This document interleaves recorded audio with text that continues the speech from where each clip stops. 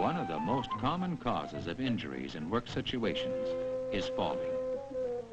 Falls are second only to auto accidents in number of fatalities. People seem to have the idea if fall, they'll be able to get up and walk away. It doesn't work that way. Falls can bring the lifelong miseries and limitations of a chronic bad back, or the daily discomfort and insecurity of a trick knee, or the end of wage-earning days. When a person slips, the feet simply slide out from under it. Often, as a result, the unsupported body comes crashing down. Feet can skid easily and unexpectedly in any direction on many kinds of slimy, oily, or greasy materials that can change a good surface into a dangerous one. A very small spot can do the damage. Even if there's no actual fall, a badly wrenched back may be the result. Sometimes the feet go out from under the body because a surface moves out from under them. Balance is a critical factor in falls. Just moving from one place to another at work always involves the possibility of tripping or stumbling over an object, large or small.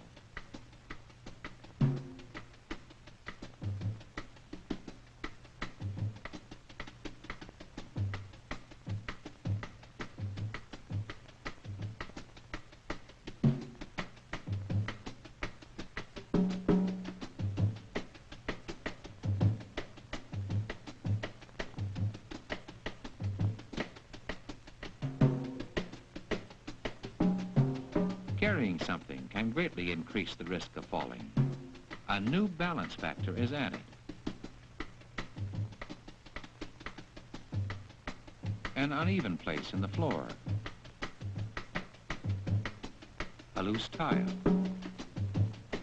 a protruding steel band, a small item that shouldn't be there will do the trick. And if vision is blocked by the load being carried, a fall is practically guaranteed. Running, of course, increases the chances of a serious injury. People at work often set themselves up for a fall. A fall may result from thinking only of the task and not how to do it.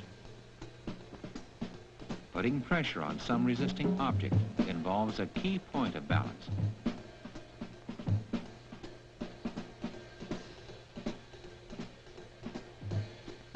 And if the resistance suddenly changes, you can be thrown for a painful fall. Another common way of destroying balance is overreaching. The slip of a hand in this vulnerable position means a fall for sure. Chairs, stools, or other objects are often turned into small platforms to aid in reaching, and their stability is often tested beyond their limits. Slipping, tripping, or losing balance, in combination with other hazardous factors, can be doubly disastrous. A natural reflex attempt to reach out for something to hold on to can sometimes only make things worse. Height is another complicating factor, greatly increasing the seriousness of a fall. But a fracture from falling only one step can take as long to heal as any other.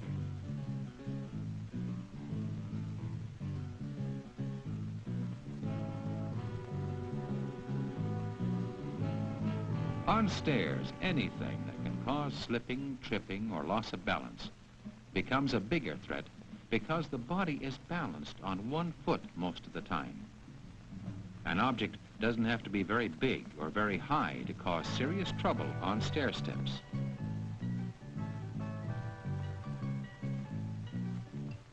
When a standard platform or service ladder is bypassed to reach an unusual vantage point, a foot may be placed on a small or irregular surface where it can slip.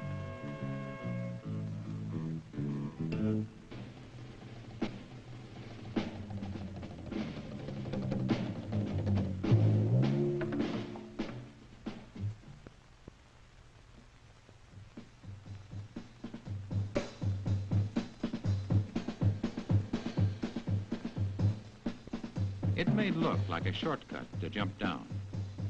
That's often a shortcut to the hospital. Shortcuts that look logical often wind up in dead ends. Trying to get across that last gap in a shortcut may put a man out of work for several weeks. If a man is wearing a safety belt attached to a suspension line fastened to a safe support, even though near a sheer drop in space, he may be in a safer condition than a man 3 or 4 feet off the floor. A person moving backwards who catches his heels at the edge of a platform can be thrown over so fast his head hits first. Ladders combine height and balance. They can produce heart-stopping scares when they move just slightly, and bone-fracturing falls when they move enough. The 4-to-1 angle is always the safe position for setting up a ladder. The rule is, set a straight ladder 1/4 as far as the height of its support point. It's particularly important to secure ladders that are leaned against cylindrical or irregular surfaces, or set on uneven surfaces. But no matter how the ladder is set, any heavy pushing or pulling up there can lead to a painful fall.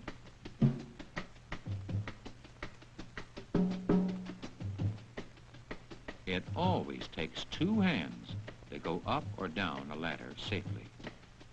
Heavy or clumsy material should never be hand-carried up a ladder.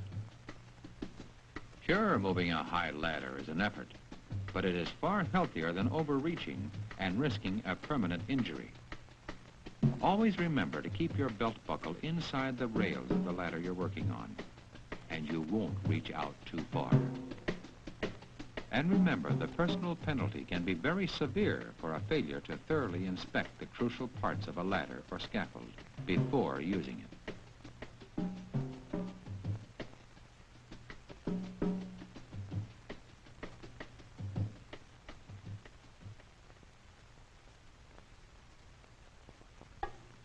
The best trick of all is not to fall. To some extent, it always hurts to fall. It may be only your dignity, or it may be your head, your back, and your paycheck that get hurt. Stay alert to this hazard. Remember how falls happen. Try to make sure that no one falls because of what you do. No one, including yourself.